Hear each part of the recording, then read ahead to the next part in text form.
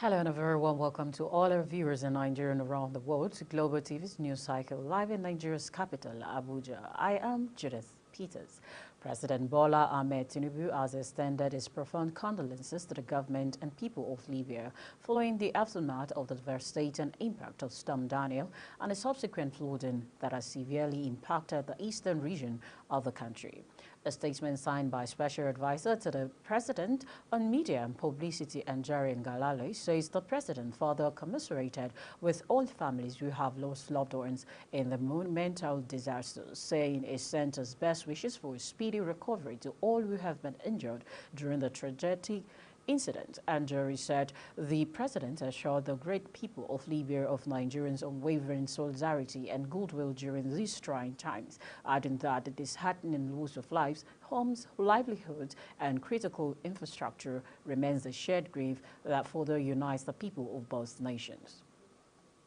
Also, the Vice President, Kashim Shettima, and the Minister of Budget and Economic Planning, Abubakar Bagudu, who led the stakeholders across the country to design new economic reforms. The federal government has also assured Nigerians that the current economic hardship is temporal, saying all the reforms by the administration of President Bola Tinubu would start yielding results. This was disclosed at the three-day 22nd edition of National Council on Development Planning, NCDP, and Joint Planning Board, JPB, meeting held at the Center for Black Culture, Osogbo, Osun State Capital. The Director of Special Duties of the Federation Ministry of Budget and Economic Planning, Gloria Ahmed, explained that resolutions from the past edition have served as critical input to the National Economic Council, NEC. Still, the Armed Forces of Nigeria says Operation Hadankai in the northeast has effectively curtailed Boko Haram and other terrorist activities in the region. Director of Defense Media Operations, Major General Edward Buba, made this known while keeping journalists abreast of the operational activities of the military in the theater of operation in the last 1 week. He stated that this is indicative of large-scale surrender of large cache of arms and ammunition to troops. Kikelomo Okere brings us more details. According to the Director of Defense Media Operations, operational activities of troops in Operation Hadarin Daji and Operation Whale Punch have made significant impact to cocktail banditry and insurgency in the northwest and north-central regions of the country. During the course of operations in the last 1 week, the military neutralized 151 terrorists, arrested 456 terrorists, and arrested 45 perpetrators of oil theft. Troops also rescued 76 kidnapped hostages and denied oil theft of the sum of 1,11,851,250 naira. 12 terrorists, while others fled. In the engagement, troops recovered 5 AK-47 rifles, 2 fabricated rifles, 2 den guns, 30 rounds of 7.62 special, among others. In a separate incident, on the 7th of September, troops conducted offensive operations to terrorist enclave in Goza local government area of Ondo State. Troops made contact with the terrorists and neutralized 25 of them. Troops recovered 8 AK-47 rifles, 27 rounds of 7.62 special, 1 Beretta pistol, 13 rounds of 9mm, among others.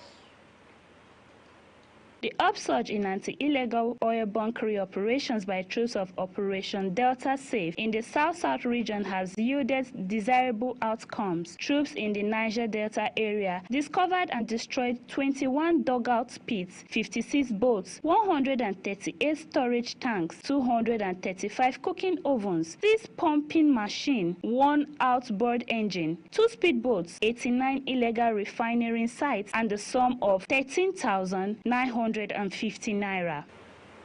21 dugout pits, 56 boats, 138 storage tanks, among others. Troops also apprehended 45 oil thieves, perpetrators. The air component of Operation Delta Sig conducted air interdiction over Bile and Ijokiri, respectively. Active illegal refining sites were acquired. He added that the military operations underscores the importance of ongoing fight against insurgency, which is critical to the nation's efforts in achieving peace and security. Thank you very much for that report. Still, the Court of Appeal sitting in Abuja on Thursday has set aside the judgment of the National and State House of Assembly election. Tribunal delivered on July 24th, which declared Ndudi Elumelu of the People's Democratic Party (PDP) as winner of the last election for Anocha Oshimili Federal Constituency of Delta State. The court, which is sitting in Asaba, Delta State, affirmed the candidate of the Labour Party Ngozi Okoli as a duly elected lawmaker. It faulted the tribunal for voiding Okoli's election and proceeded to dismiss the petition filed by Elumelu before the trial tribunal and on which the voted judgment was given. The court agreed with counsel to the Labour Party, Mahmood Magaji, that contrary to the findings of the tribunal, Okoli was duly nominated and sponsored by his party, and that he resigned his appointment as a senior special assistant to Delta State government as required by the Constitution. Also, the operatives of the Imo State Command of the National Drug Law Enforcement Agency, NDLEA, has intercepted and arrested 6 pregnant females suspected to be running a baby factory in the state. The arrest followed intelligence and the activities of the suspect. Judith Peters completes the report. According to the state NDLEA, operatives while on a patrol along the Aba-Owerri Expressway intercepted 5 child trafficking victims who run a baby factory. The arrest came at a time when they were being relocated to a safer area in Ike Nibu from a hideout in Naze, all in Owerri. The oldest among them is Divine Ademoye, who said she is 8 months pregnant and confessed that this is her second time of giving birth and selling the child. When I delivered the baby, if it's achieved to bring down the make it that you come. How much you say the person go pay you? You know, for someone like dropping me, she not pay me any amount. But she said that, you know, after when they take care of me, I want the baby. We talk. That's why they made me, I want the baby, that nothing will happen to me. Then we talk about how much price that you give me before, so I will give it and help myself. One of them that caught the attention of many is 15 years old Chioma Emmanuel. She said she was impregnated by her elder sister's husband and in turn asked to go into hiding to deliver the baby. Opara Gift, on her part, said she separated with her husband and ventured into the act since there was no other means of survival for her. My sister's husband got me pregnant. When my sister got to know, she sent me out of her husband's house. And I'm an orphan. I don't know I don't have any help. That's why I go to this group to them to help me out. I have a child before now, but I separated with my husband following the discovery that he is an outcast. And when I asked him what do we do with the baby I'm carrying, he said I should do whatever I like with it. And I don't have any other choice but to do this. NDLEA authorities in an interviews with the suspect revealed that all the victims do not know the men that got them pregnant, adding that the victims will be handed over to the relevant authorities for proper investigation and consequent arrest of others. Overall, is still the news. There is a widespread blackout across the country following the total collapse of the nation's electricity grid early Thursday morning. It was gathered that the grid collapsed totally around 12:40 a.m. on September 14, 2023, leading to the massive loss of supply to power distributors nationwide. The Transmission Company of Nigeria, TCN, which manages Nigeria's grid, has yet to make any statement about the development. About a week ago, the transmission firm celebrated what it described as 400 days of power grid stability in Nigeria, as it claims that the grid witnessed no collapse all through the 400 days. Meanwhile, Adebayo Adelabu, the country's Minister of Power, has shared a statement on what caused the national grid collapse that it has resulted in the general power outage experienced across the country. According to him, there was a fire at the Kainji-Jeba line, but the outbreak has been taken care of. You are watching Global TV's news cycle, coming to you live from Nigeria's capital, Abuja. We're on StarTimes, channel 276. Kindly follow us across our social media platform using our Global TV NG and other handles now showing on your TV screen. We'll be back with more stories for you after the short break. Please stay with us.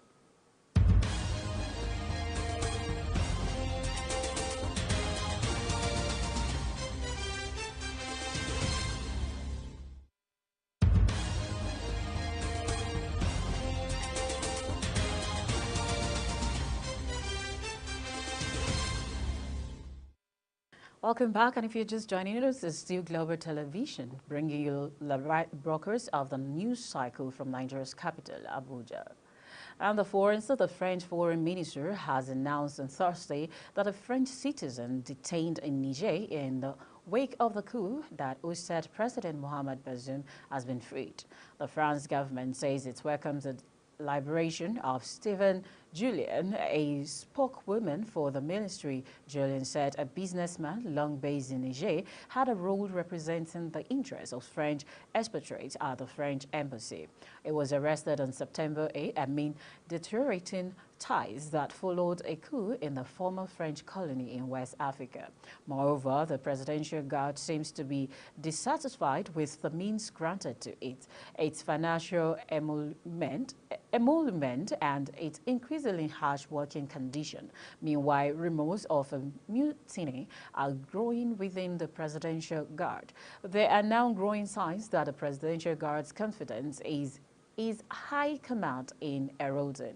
Consequently, disagreements among junta members are growing both over how to deal with the already pervasive effect of sanctions and on the future intervention of the Economic Community of West African States, ECOWAS. Also, Libya was reeling Wednesday from a massive flood that killed more than 2,000 people, wreaking havoc in the eastern city of Derna, where bodies wrapped in blankets were lying in the ravaged streets.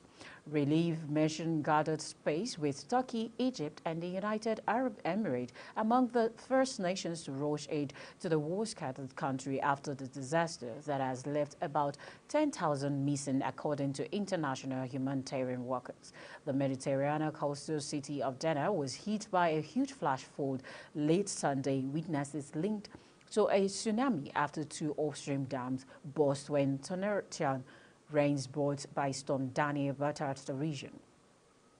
The confirmed death toll in the politically fractured North African country reached 2,300 by Tuesday afternoon, but some regional officials were quoted as giving figures more than twice as high.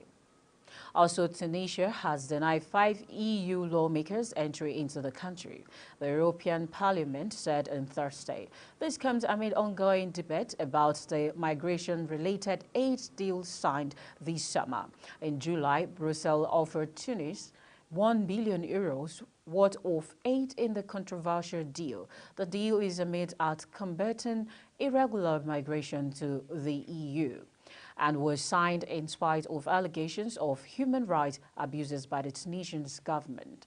The agreement, which came with condition that Tunisia has yet to meet, is met as an incentive for Tunisia to curb departures of migrants trying to reach EU countries by sea. The parliamentarians plans to meet with civil society representatives in Tunisia from Thursday to Saturday after requests for meetings with the government were rejected. The European Commission said it was surprised by the move after EU officials had visited Tunisia several times in the past months.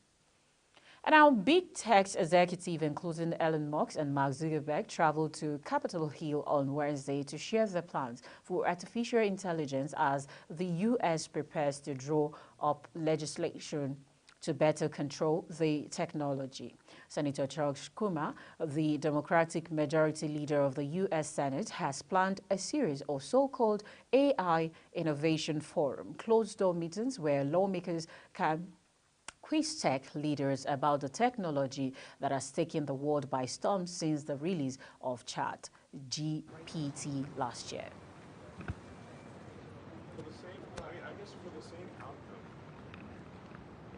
Elon, what did you say to the senator? The reason that I've been such an advocate for AI safety in advance of sort of anything terrible happening is that I think the consequences of AI going wrong are severe. So we have to be proactive rather than reactive. I think the probability of there being some sort of AI regulatory agency that stands on its own, similar to the FAA or FCC, is likely at some point. If you take the example of say, seatbelts. Seatbelts were opposed by the auto industry for a very long time, even though the data was very clear that they're safe, that they radically improve deaths and injuries.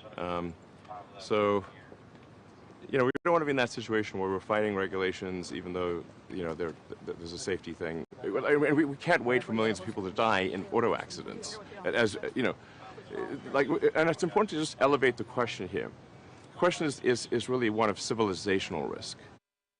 Is well advanced in its own AI Act and the pressure on U.S. lawmakers to avoid falling behind and seeing AI overwhelm society. With lost jobs, rampant disinformation and other consequences before it is too late.